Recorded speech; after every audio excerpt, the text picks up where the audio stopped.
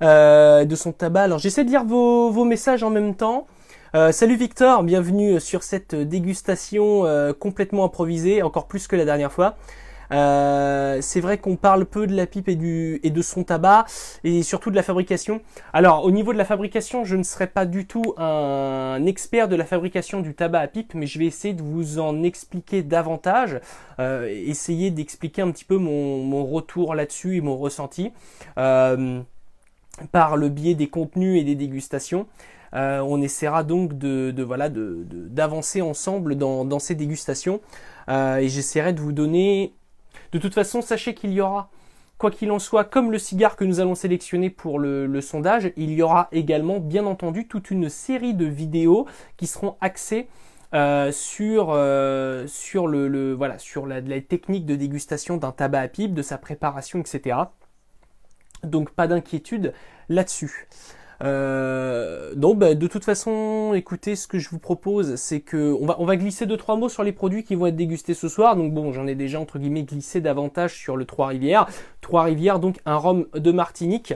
Pour certains qui le savent déjà, le Trois-Rivières est un rhum que j'apprécie, étant donné que je suis un aficionados des rhums de Martinique. C'est une contrée où j'ai eu la chance d'aller plusieurs fois, et où entre guillemets j'ai découvert pas mal de rhums pendant mes escales là-bas, sans les nommer, enfin tout du moins on peut les nommer, mais entre guillemets sans vous les faire découvrir, parce que ce sont des rhums très connus: le Saint James, le rhum Clément, le Trois-Rivières, l'Ammonie, HSE, la Favorite, dont le verre de dégustation sera le verre la Favorite pour ce soir. Autant dire que les rhums de Martinique sont des rhums extrêmement connus et plus ou moins réputés.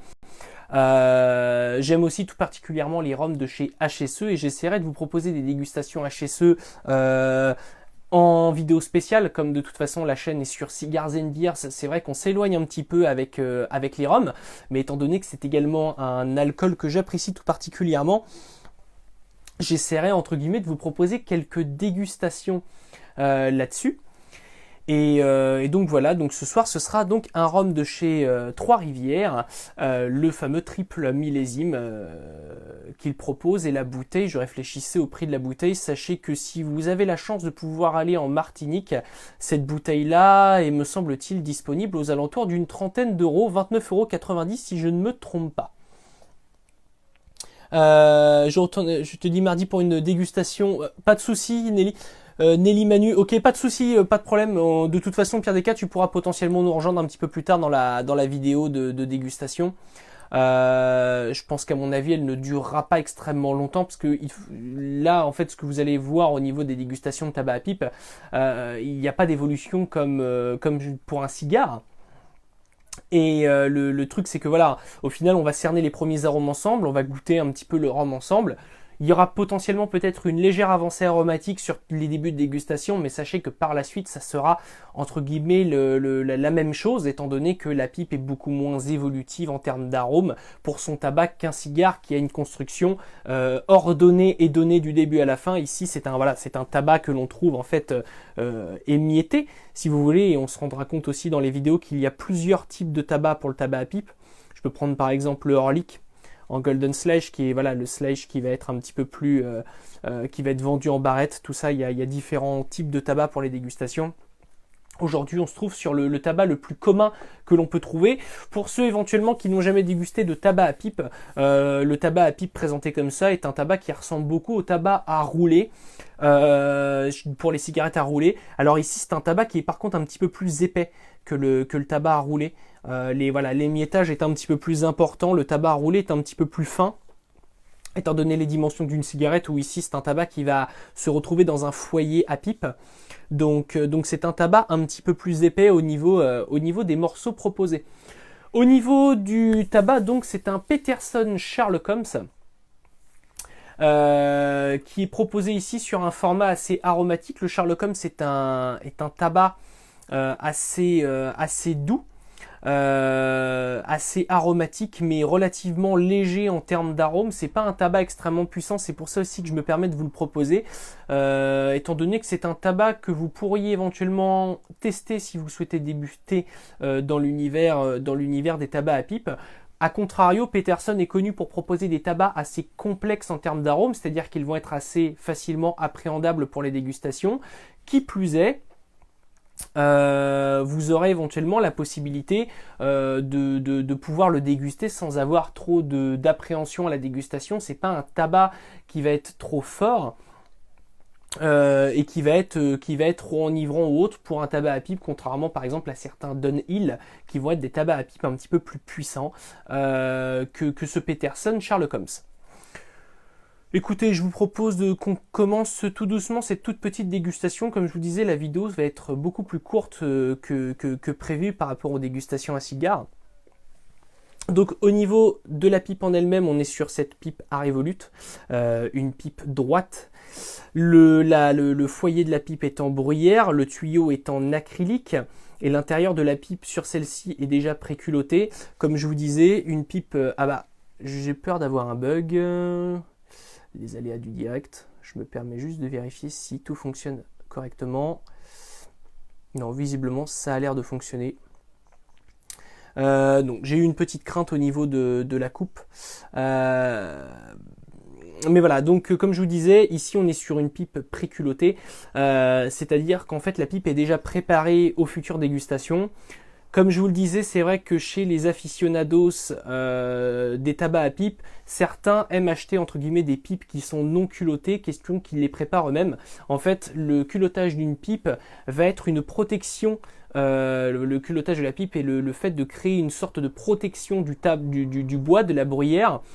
Au fur et à mesure des dégustations de tabac et par l'incandescence du tabac à l'intérieur du foyer, ça va créer un dépôt.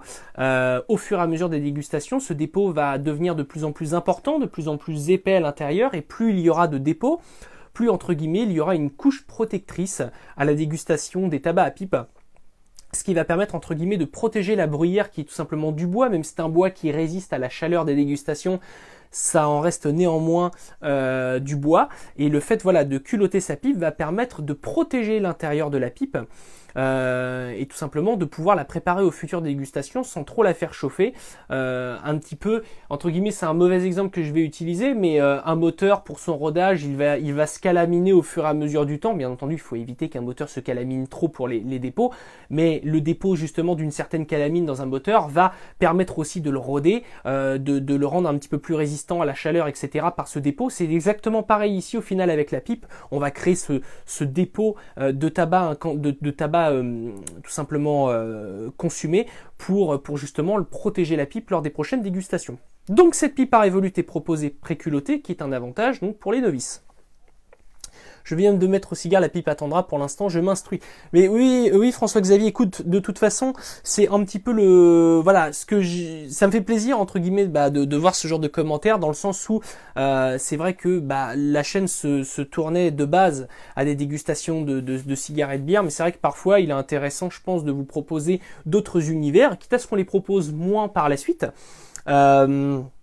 Mais entre guillemets, voilà, tout le but étant de vous proposer une petite dégustation, et puis le moment venu, si on se rend compte au final sur la chaîne qu'il y a de plus en plus d'amateurs de tabac à pipe, j'essaierai de vous proposer du contenu qui va dans ce sens-là.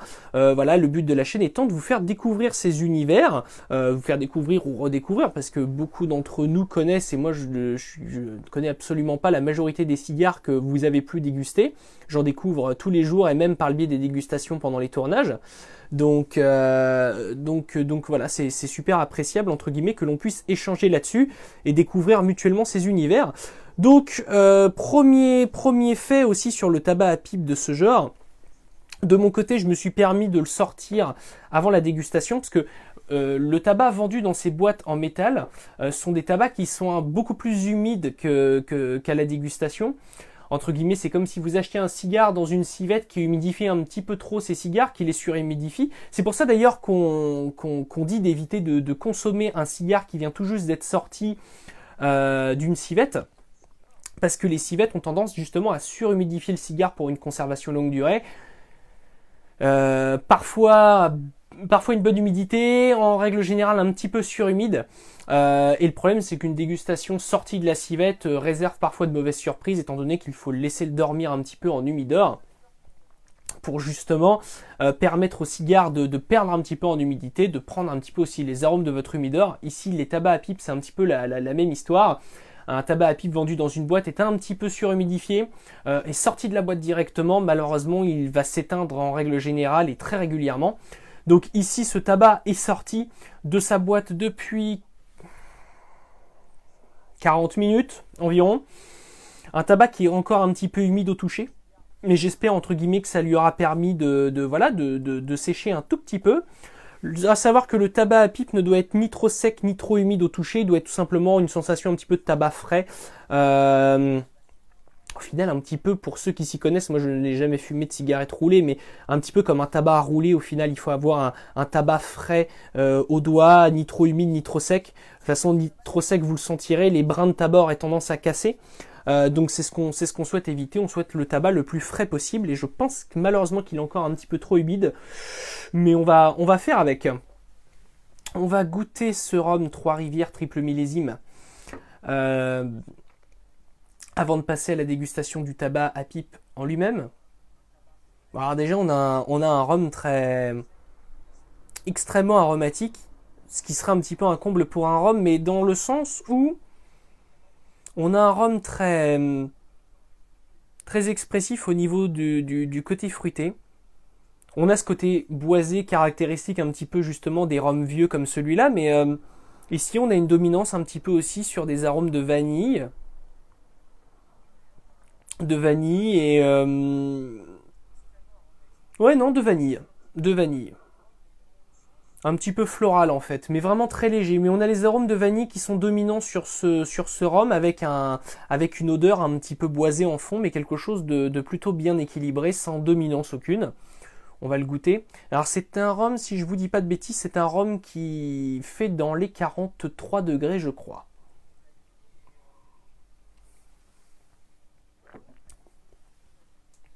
Et en bouche, on a la puissance du rhum vieux, mais on a quelque chose de très rond et d'assez persistant. On a des rhums comme le Homer Clément par exemple, qui vont être beaucoup plus attaquants, mais qui vont beaucoup plus se tourner vers un côté vieilli et boisé. Ici, on a un rhum avec une rondeur en bouche, une puissance justement en fin de bouche, mais avec une rondeur aromatique sur le palais qui laisse justement des arômes un petit peu vanillés et des arômes floraux, j'ai envie de dire. Il a un côté un petit peu floral ce rhum. À savoir que c'est une bouteille, c'est un rhum vieux, triple millésime, et c'est une bouteille également que je possède depuis 2013.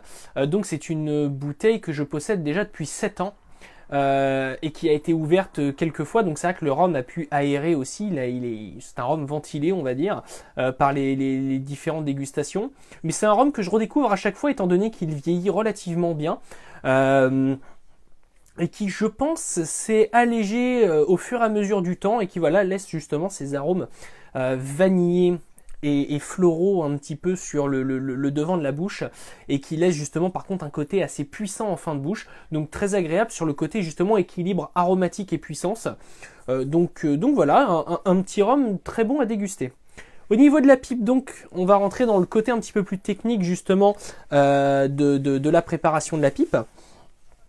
Le truc c'est que de toute façon, comme je vous le disais en début de vidéo, je vais vous proposer par la suite des vidéos qui vont relater justement toutes les techniques de dégustation.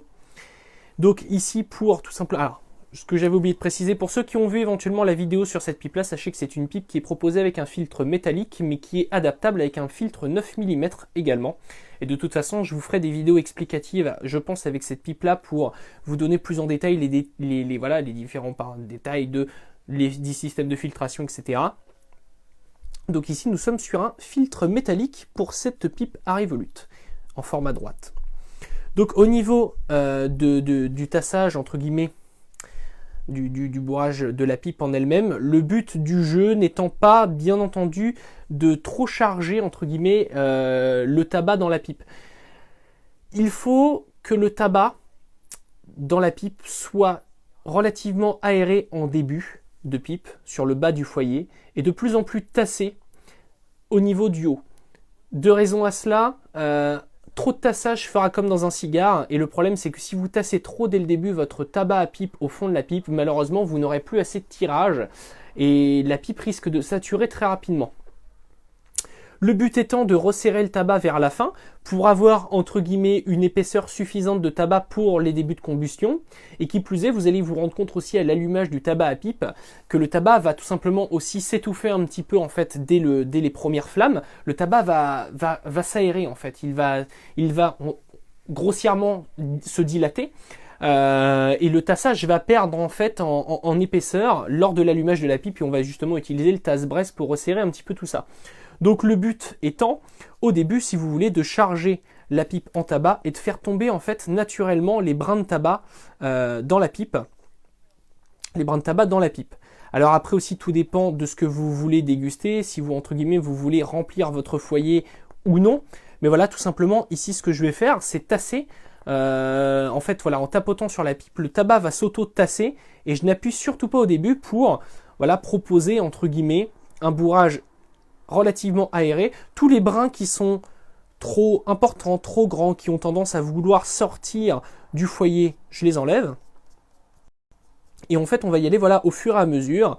Donc voilà, je remplis, je tapote. C'est relativement long en termes de préparation. Si vous, entre guillemets, vous préparez votre pipe pendant 10 ou 15 minutes, c'est pas choquant, hein. On est sur des préparations relativement longues. C'est ce qui fait aussi le plaisir de dégustation de ce genre de tabac. C'est le temps de préparation. Comptez, entre guillemets, ouais, une dizaine de minutes parfois pour préparer tout ça.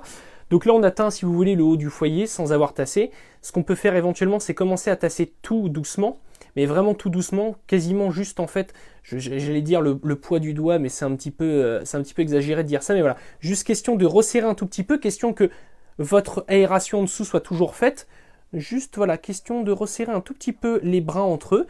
Et maintenant, entre guillemets, qu'on arrive un petit peu plus au-dessus de la moitié du foyer, on va pouvoir tout simplement recharger en brin de tabac, tout doucement, avec une certaine aération. Et à partir du moment où on réatteint le haut du foyer, on va par contre cette fois-ci appuyer un tout petit peu plus pour voilà, charger tout ça. Ce qui va permettre, en fait, comme je vous disais en début de préparation, de laisser une aération en bas, étant donné que l'on n'a pas appuyé lors de la préparation de notre bourrage. Le tabac en bas n'est en aucun cas appuyé, il est resté aéré tel quel, mais le tabac du haut va au fur et à mesure être un petit peu plus resserré. Donc là on appuie un tout petit peu.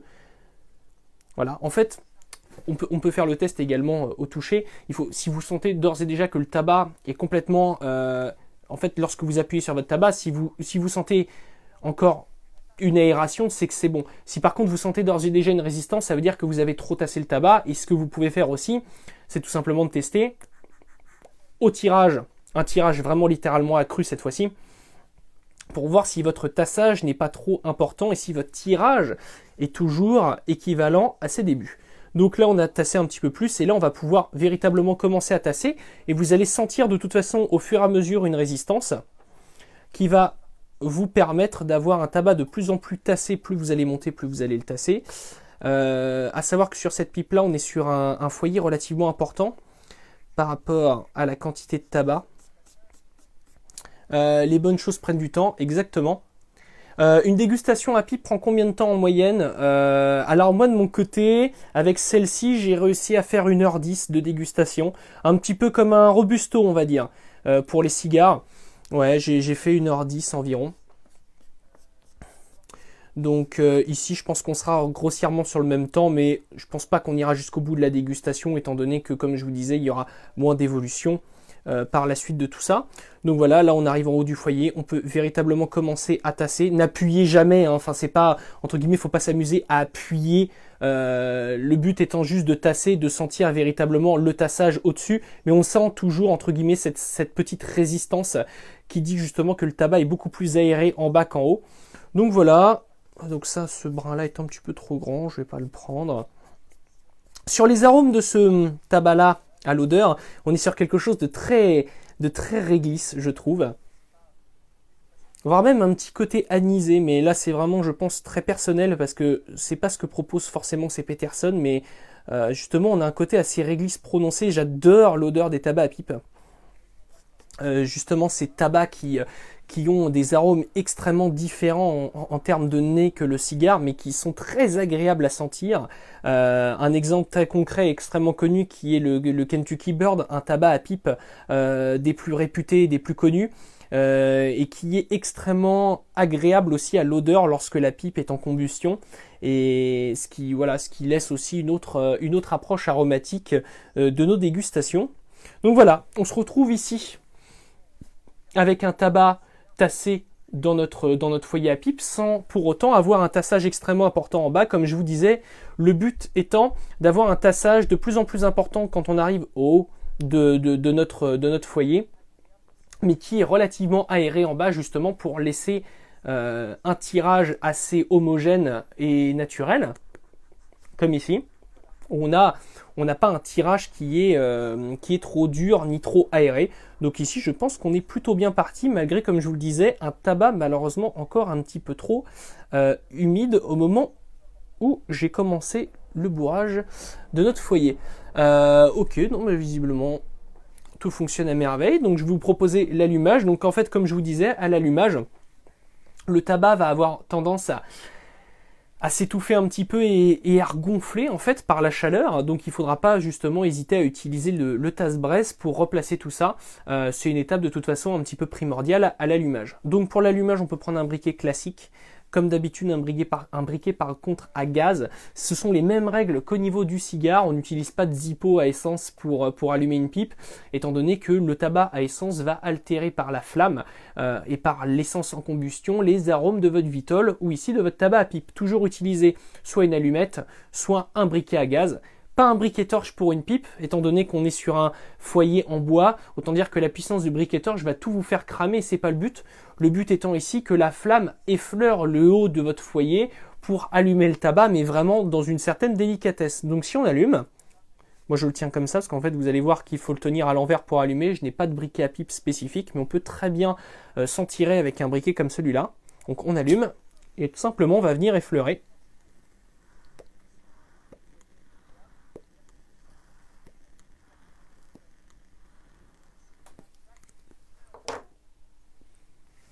Voilà, maintenant que notre tabac est allumé, on prend le tasse-braise, on vient retasser un tout petit coup au-dessus du foyer, juste le poids du tasse-braise suffit, et on rallume un petit coup. Donc là, vous constatez que le tabac a tout simplement brûlé sur le dessus, et on va réutiliser le briquet pour allumer ce tabac-là, parce que là, la pipe s'est éteinte. Ah, elle est restée encore un petit peu allumée, mais on va lui redonner un petit coup de boost.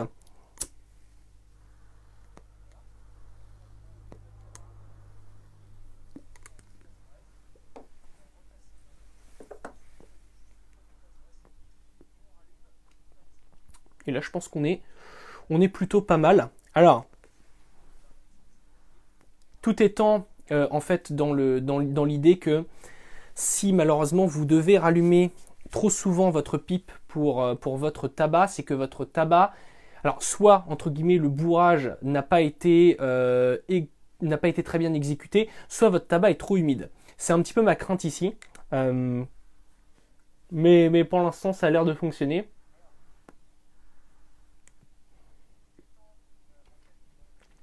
Si entre guillemets on a besoin de rallumer la pipe, c'est que le tabac est trop humide.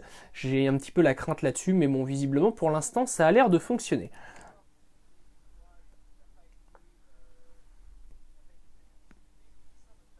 Alors, le but de la dégustation aussi d'un tabac à pipe, déjà que le cigare entre guillemets a un rythme et une cadence de dégustation relativement lente. Ici sur la pipe, c'est pas un tirage qu'on va exécuter à la même puissance qu'un cigare. C'est un tirage beaucoup plus léger. En fait, c'est presque un tirage naturel. En fait, je peux vous parler avec la pipe dans la bouche. Et voilà, comme vous le constatez, il y a aussi un flux d'air qui passe lorsque je vous parle, qui va permettre une certaine aération de votre tabac et qui va aussi permettre une certaine linéarité de combustion. Donc si on la prend, en fait, le but, c'est juste de prendre des toutes petites bouffées.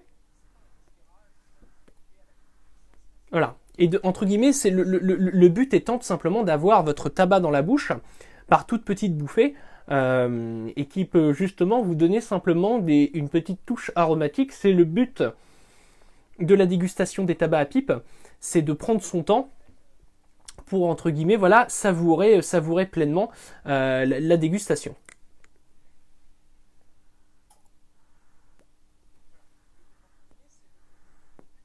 Voilà, ma crainte étant, comme je vous disais, que mon tabac soit un petit peu trop humide.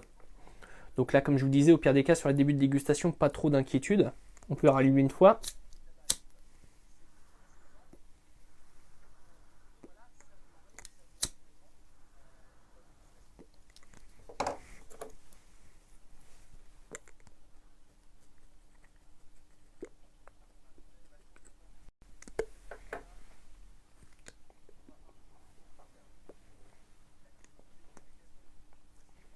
Donc voilà. En gros, la dégustation du tabac n'aura plus forcément par contre trop d'évolution. C'est pour ça que la règle principale lorsque vous souhaitez vous initier un petit peu à cet univers de dégustation de tabac à pipe, c'est justement le but étant de trouver le tabac qui vous correspondra le mieux, étant donné qu'il en existe aussi une multitude dans différentes marques plus ou moins connues. Ici Dunhill, enfin tout du moins ici Peterson, Dunhill, le Kentucky qui va être un tabac très aromatisé et d'autres marques, mais bien entendu cela aussi dépendra des civettes qui seront à proximité de chez vous, parce que le tabac à pipe est encore moins commun, j'ai envie de dire, à notre époque à acheter qu'un cigare en lui-même. Donc c'est le risque d'avoir certaines difficultés entre guillemets à trouver ce genre de tabac. Après on reste dans du classique, du Peterson, du Dunhill, ce sera toujours des tabacs qu'on retrouvera un petit peu partout. Davidoff propose aussi des tabacs à pipe un petit peu plus forts. Et vous avez également, comme je vous le disais en début de dégustation, le Kentucky qui est proposé. Ici, j'ai un tabac à vous conseiller pour commencer justement les dégustations de tabac à pipe. C'est bien et bien le Kentucky Bird qui se trouve aux alentours de 17 € sur des formats en blague, contrairement à ces formats en boîte métal.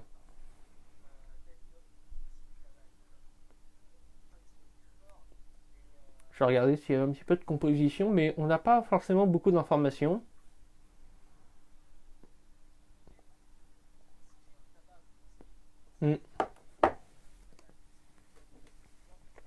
Mais du coup, si le tabac est trop humide dans la boîte et que l'on souhaite fumer immédiatement, quelle est la solution? Y a-t-il des humidors à tabac à pipe? Alors oui. Alors, en fait, ce qu'on peut éventuellement faire, c'est acheter, en général, lorsqu'on achète, qu'on commence entre guillemets à faire une collection de pipes en elle-même, ce qu'on peut faire, c'est acheter une petite blague à tabac qui permettra de prendre une certaine quantité à mettre dans la blague. La blague va conserver la fraîcheur du tabac.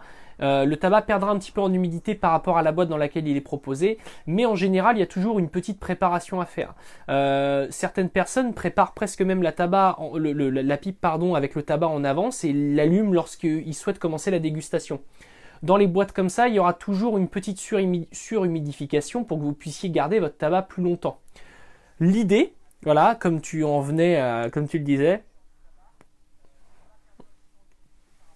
l'idée est que on peut éventuellement acheter ce qu'on appelle tout simplement des boîtes à tabac.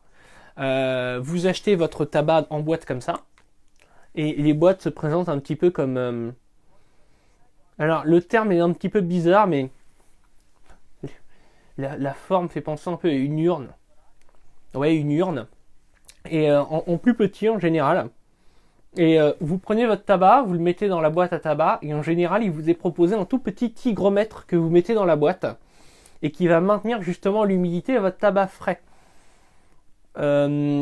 Sachant que le tabac à pipe, mais là on pourra peut-être me corriger là-dessus si je me trompe, mais le tabac à pipe se conserve un petit peu comme le cigare aux alentours de 69% d'humidité. Donc ce que vous pouvez faire, c'est prendre une boîte à tabac, vous prenez votre tabac que vous avez acheté, vous le mettez dans votre boîte à tabac, et entre guillemets, vous mettez un petit humidificateur 69% d'humidité, ce qui conservera votre tabac et vous pourrez le faire vieillir. Ce qui est aussi très intéressant dans l'univers des tabacs à pipe, c'est qu'entre guillemets, vous avez la possibilité de faire vieillir votre tabac et tout simplement de faire aussi évoluer ses arômes. En sachant que le coût... je réfléchissais pour pas vous dire de bêtises. Vous aurez, je pense, un tout petit peu plus de frais. Oh non, je pense qu'on est équivalent en termes de frais, de moyens pour, entre guillemets, des dégustations de pipe, de tabac à pipe ou de cigares. Il faut compter le même matériel entre les deux. Un cigare, vous allez avoir besoin d'un coupe-cigare, d'un briquet exprès, d'un humidor, d'une petite cave. Et le tabac à pipe, vous aurez forcément besoin des pipes, d'un tasse-pipe, de nettoie-pipe.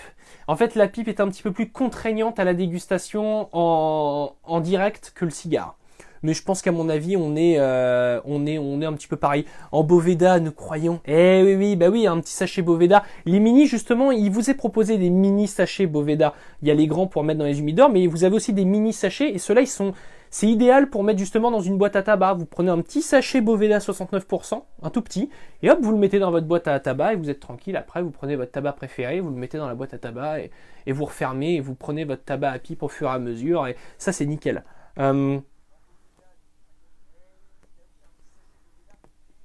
Alors, pour répondre à ta question, je bois un triple millésime de chez Trois-Rivières, un rhum de Martinique, ici sur un triple millésime 1999, et je ne vais pas dire de bêtises, non 1998, 2000 ou 2001, 2009. Un triple millésime justement mélangé en fût. Mais comme je vous disais, maintenant il y a une petite variation de ce rhum-là. Le mien ne se propose plus. Et maintenant on trouve un 99, 2000 ou 2001, 2009 je crois. Je ne vais pas dire de bêtises.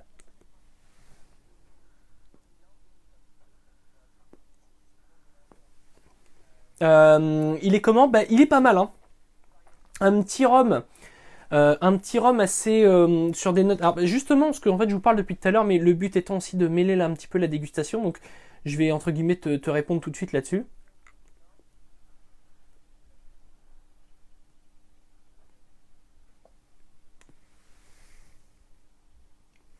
Alors,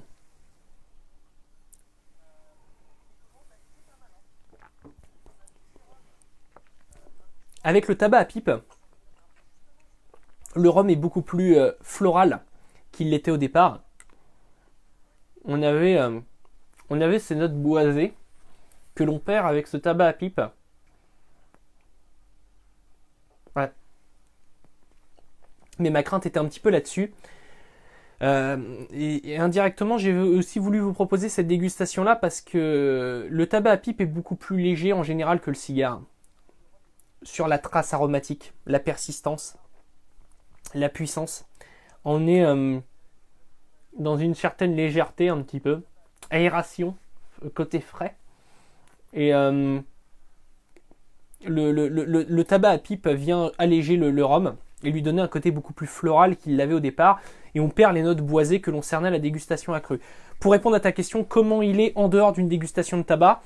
Comme je vous disais en début de dégustation, au nez, des arômes très...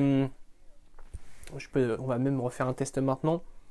Mais oui, on a ces arômes très vanillés qui sont au nez. Et en bouche, on a quelque chose de légèrement boisé, par contre de vanillé et de floral. On a un rhum dans une certaine puissance en fin de bouche, mais entre guillemets qui reste dans une certaine légèreté, une rondeur aromatique assez intéressante pour justement un rhum vieux comme celui-là.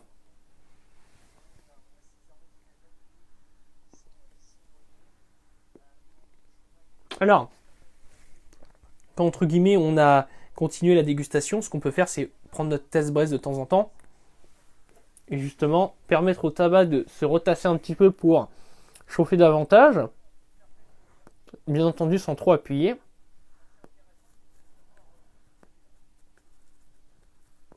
Voilà.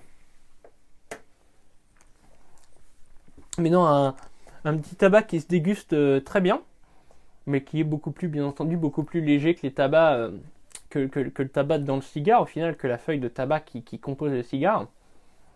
Mais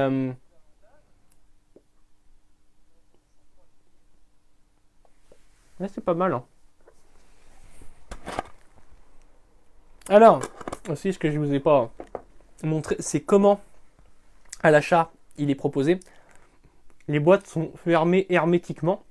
Et en général, ce qu'il faut faire, c'est lui donner prenez une petite lame, un petit tournevis, et vous lui faites un appel d'air pour pouvoir la dévisser, parce la boîte à tabac est fermée hermétiquement, ce qui permet justement dans les commerces de pouvoir garder le tabac à pipe plus longtemps. Mais lorsque vous ouvrez la boîte, vous la trouvez comme ça. Et en fait, à l'intérieur, hermétiquement, vous vous retrouvez là-dessus, sur un petit cache cartonné. Et votre tabac est compressé à l'intérieur de la boîte comme ça. Donc on a un tabac assez compact. Et en fait, on vient piocher le tabac. Et tout simplement, quand on le pioche, on a entre guillemets les brins de tabac qui viennent se dissocier, qui permettent justement de pouvoir s'aérer par la suite. C'est pour ça également que votre tabac à pipe est relativement humide, parce qu'il est extrêmement compressé dans la boîte en métal, et via une surhumidification, et qui plus est le tassage du tabac, il est tellement tassé qu'il ne perd pas, il ne s'aère pas, il ne perd pas en humidité dans cette boîte-là.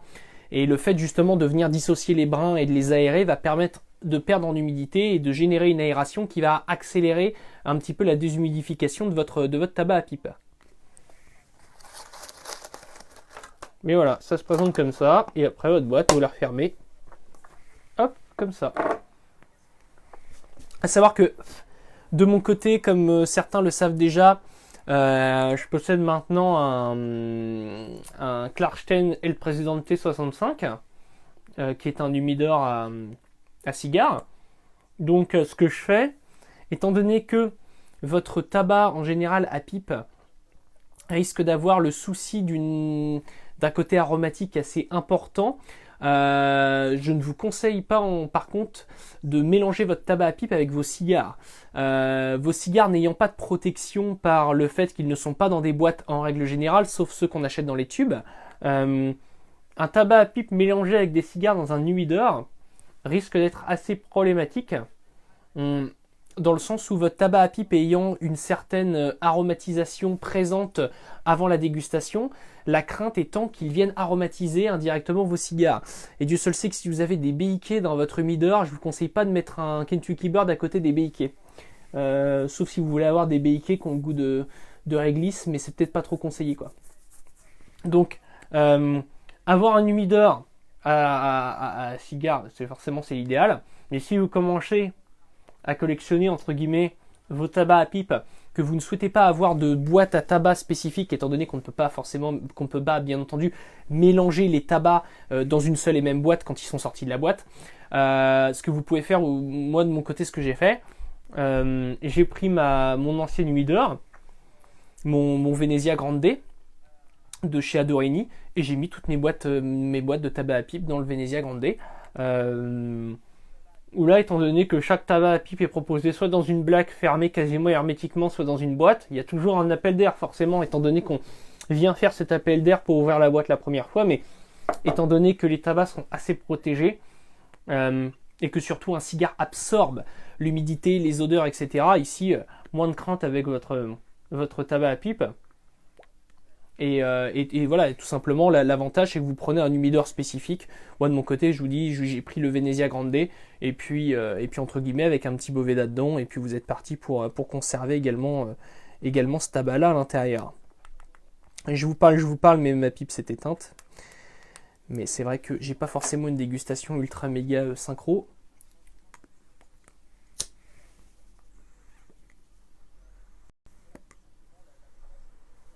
Hop, un coup de briquet, c'est reparti. Mais voilà, en gros, les petites informations que je pouvais vous donner par rapport à la dégustation de tabac à pipe pour cette vidéo assez improvisée, pour le coup, je vous l'accorde. Y a-t-il une correspondance odeur-saveur? Un petit peu quand même, mais vous allez vous rendre compte aussi que un cigare, vous n'allez pas forcément, bien entendu, étant donné qu'en plus de ça c'est évolutif, vous n'allez pas cerner tous les arômes qui sont proposés à l'odeur du cigare. Étant donné l'évolution aromatique du cigare, vous allez, c'est un peu le but du cigare, cerner bien entendu une évolution des arômes au fur et à mesure de la dégustation. Ici, vous avez un arôme prédéfini au nez, il n'y a pas d'évolution aromatique du tabac à pipe. Par contre, vous vous attendez pas, parce que par exemple j'ai un autre tabac de chez Peterson qui est un mixture de luxe que j'avais acheté à Andorre. Le mixture de luxe, on sent ce tabac-là et on a l'impression tout de suite d'avoir du miel au nez. Franchement, les tabacs à pipe, sentez-les un jour, parce que ça n'a strictement rien à voir avec le cigare. On a l'impression de sentir des boîtes à bonbons. C'est un peu vrai en fait. Hein. C'est tellement percutant qu'on a l'impression de sentir des boîtes à bonbons très sucrées en fait.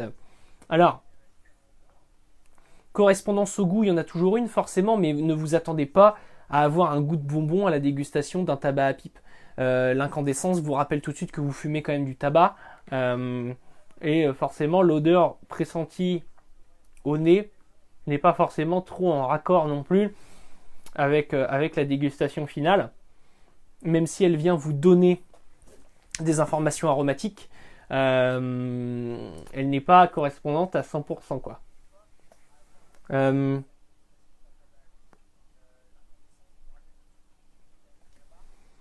Me conseillerais-tu le Kentucky Bird pour commencer la pipe? Oui, c'est justement le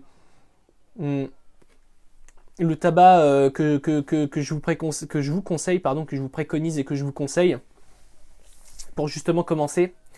Étant donné que selon moi, en plus c'est... Ah, je vais peut-être me faire décrier, hein, mais c'est selon moi un des meilleurs tabacs pour la dégustation. Parce que comme je vous le disais... je suis désolé, je m'arrête de temps en temps parce que en fait je vais un petit peu aussi à l'encontre de la dégustation de tabac à pipe avec ce genre de contenu parce que je vous parle en même temps, je suis assez rapide, etc. Alors que la dégustation de tabac à pipe c'est tout le contraire. Faut se poser, tranquille.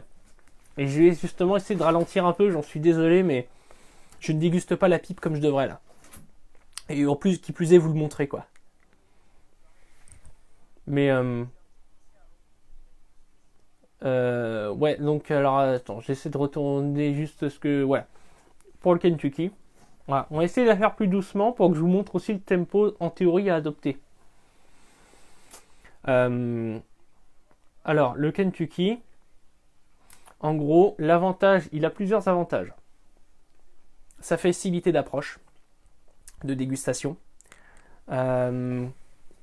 Ses arômes extrêmement sucré, gourmand et un peu floral. Parce que c'est un tabac qui est justement composé de tabac. Dans la blague, il est composé de tabac et de fleurs séchées qui donneraient justement le goût si caractéristique du Kentucky.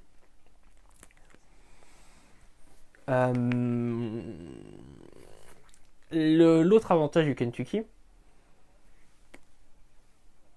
alors, ce tabac-là ne sent pas forcément trop fort à la combustion, à la fumée. Mais l'autre avantage du Kentucky Bird, c'est qu'il est extrêmement agréable à sentir. Vous pouvez presque fumer le Kentucky en intérieur. Ce ne sera pas une odeur désagréable pour les gens qui vous entourent. C'est également l'avantage du Kentucky. Il a une odeur très agréable au nez, en plus de la dégustation. Et c'est un tabac qui est très très très accessible pour commencer. Et ouais, donc non, c'est vraiment le Kentucky, c'est quelque chose que je vous conseille. Putain, je zote quoi avec la pipe, c'est horrible. Mais en même temps, je suis obligé toujours de l'avoir un petit peu en bouche pour créer justement ce flux d'air. Pas facile de faire des vidéos de dégustation avec ce genre de matériel, mais c'est vrai que c'est tout le but de la manœuvre. Donc au pire des cas, je vais zozoter, mais c'est pas grave. Mais ouais, le Kentucky, je te le conseille. Et comme je te disais, on est sur 17 € la blague. Pour moi, tout dépend après. Tout dépend après de combien entre guillemets vous en fumerez, de la quantité à laquelle vous prenez, mais ça laisse quand même pas mal de place à de la dégustation à 17 € quoi. On est sur le prix d'un bon cigare fin de milieu de gamme à 17 €. Mais entre guillemets, tu as de la dégustation possible avec un tabac à pipe pour 17 €. tu vas avoir plusieurs dégustations. Tu vas pouvoir faire plusieurs dégustations. Au pire des cas, je vais la reprendre après. Parce que de toute façon, il n'y aura pas forcément d'évolution. Donc au pire des cas, je les rallumerai, mais ça va me permettre de pouvoir, entre guillemets, échanger sur cette première dégustation avec vous. Forcément, le contenu est un petit peu plus particulier et beaucoup moins rythmé qu'une dégustation avec un cigare. Mais comme je vous disais, la particularité, c'est que le tempo n'est pas le bon pour que je puisse vous proposer une dégustation optimale.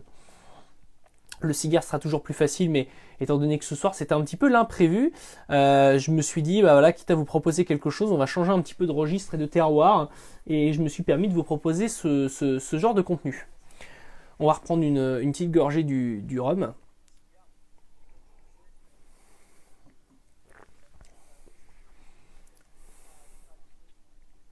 Mais ouais, il y a un petit rhum qui se défend bien. Les arômes toujours présents de vanille. On a quelque chose de très agréable. C'est assez intéressant et avec une certaine persistance aromatique, donc c'est très appréciable. Et justement, le tabac à pipe vient un petit peu alléger tout ça. Et pour le coup, un tabac à pipe qui est quand même plus léger à la dégustation se mélangerait très bien avec encore plus une multitude de bières encore plus importantes. Mais de toute façon, on restera relativement centralisé sur l'univers du cigare lorsqu'il s'agira des dégustations. Par contre, je vous proposerai un contenu assez complet sur l'univers de la pipe, de sa préparation au nettoyage, pour que vous puissiez avoir, entre guillemets, une sorte de petit dico, de petite encyclopédie sur la préparation de la pipe jusqu'à sa dégustation. Et puis, on verra ça en termes de contenu. Un live qui a commencé il y a 30 minutes et qui va, je pense, en fait, au final, bientôt se terminer. Parce qu'au final, c'est vrai que, comme je vous le disais, par rapport au cigare, c'est quelque chose de très différent à l'approche. Mais ça m'a permis, entre guillemets, de faire un premier jet avec vous de ce genre de dégustation. Et de toute façon, comme je vous disais, on repassera aux dégustations plus classiques, cigare et bière, bien entendu, par la suite. Mais c'était pour l'originalité du soir de vous proposer cette dégustation assez imprévue. Niveau pipe, tu me conseillerais quoi? Alors je vais la poser justement sur son petit repose-pipe. Droite, courbée, et quelle matière? Alors, de toute façon, je vous ferai aussi une petite vidéo là-dessus. Mais entre guillemets, la pipe droite n'aura pas la même technique. Enfin, je ne vais pas rentrer trop dans les détails, parce que ce sera le but du contenu vidéo, mais la pipe courbée est plus appréciable à déguster, étant donné son équilibrage. Pas facile en fait de donner des explications sans trop rentrer dans les détails, parce que je veux vraiment vous faire des vidéos là-dessus, mais la pipe courbée a son côté pratique type justement Sherlock Holmes, où elle est plus facile à tenir, étant donné que le poids est plus équilibré sur un seul et même axe, on va dire. Tout est plus concentré et elle est plus agréable à la dégustation, selon moi. Indirectement, la pipe courbée va aussi laisser place à plus de tubes du foyer jusqu'à la bouche, étant donné son côté courbé. On va avoir, entre guillemets, le foyer qui va remonter, qui va finir comme ça, un petit peu comme un saxophone quand on pense à l'image. Et justement, ce tube un petit peu plus grand et plus long, tout du moins plus long, va faire que votre tabac de sa combustion à l'arrivée de la bouche va aussi plus refroidir.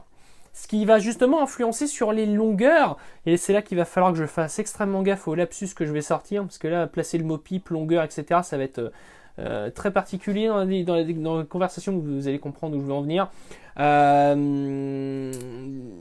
Plus, entre guillemets, la pipe va être courte, plus l'incandescence va être proche de votre bouche, et par conséquent, plus votre tabac va être chaud.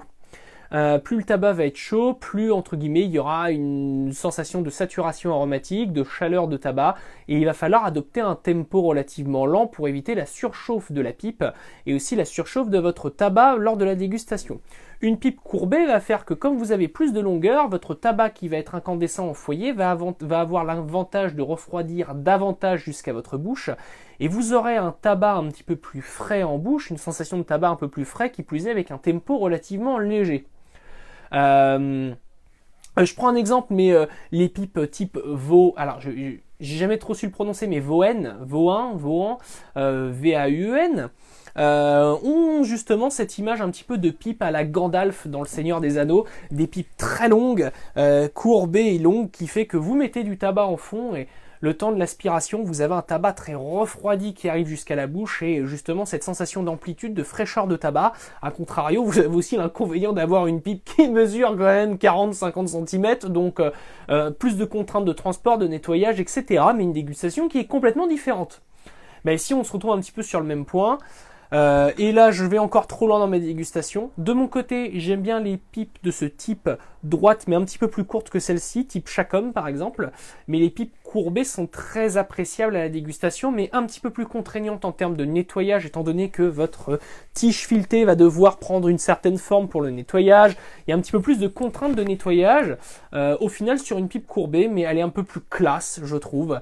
Et de mon côté, j'en ai une Peterson, je me rappelle plus du nom, que j'avais acheté en dehors, j'avais flashé dessus, elle est juste magnifique et les dégustations avec sont excellentes et justement donnent une certaine rondeur au tabac, un tabac un peu plus frais, plus aéré, un peu plus froid aussi, qui laisse justement place à ce genre de pipe pour de la lecture, etc. Ce qui aussi permet entre guillemets des dégustations plus aériennes selon moi, mais après il y a plus de choses qui influent encore, parce que vous avez les longueurs, vous avez les formes, etc. Mais pour répondre à ta question une bonne fois pour toutes, pour moi, il n'y a pas trop d'inconvénients à commencer par l'une ou par l'autre, mais de mon côté, je te conseillerais pour les facilités d'entretien et pour, entre guillemets, plus d'amplitude de dégustation, je te conseillerais dans un premier temps une pipe droite comme celle-ci. Qui va être plus accessible dans un premier temps, ne serait-ce qu'au niveau du nettoyage, tout ça. Après, tu pourrais commencer aussi par une pipe courbée, cela n'influe pas, je pense, pour trop de contraintes de dégustation, ce sera plus après une expérience de dégustation qu'autre chose.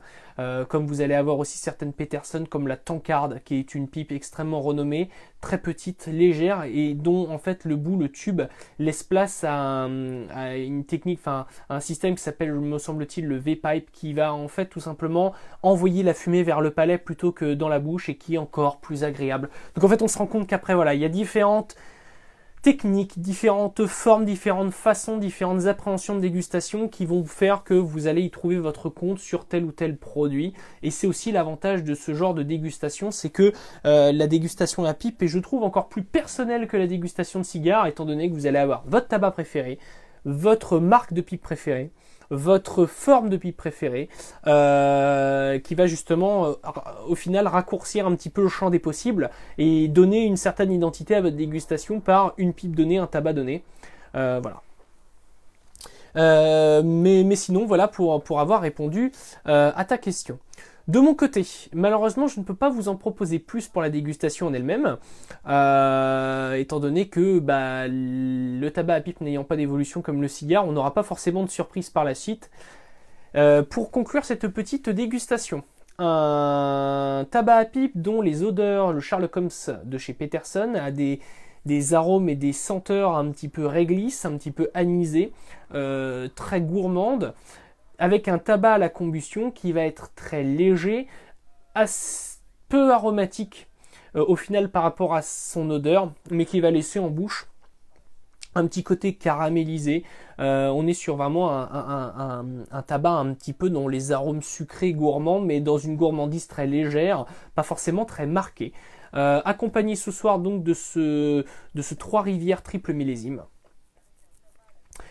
Qui lui va être plus dans une certaine rondeur aromatique, dont les arômes vont tendre vers un boisé de fond de palais, une certaine puissance en fond de palais, mais avec un arôme et une odeur très vanillée et un petit peu plus floral.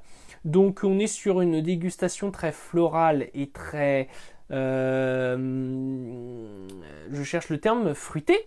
Et légèrement gourmande et sucrée en fait, donc on est vraiment dans des dégustations ici tournées vers l'aromatique et moins vers la puissance. Voilà pour la conclusion on va dire de la dégustation. C'est vrai qu'on n'est pas sur du Dunhill early morning ou ce genre de choses, on est sur des tabacs un petit peu plus légers. On n'est pas sur du tabac brun, ce genre de choses, donc on est sur des tabacs plus aromatiques avec un rhum assez aromatique.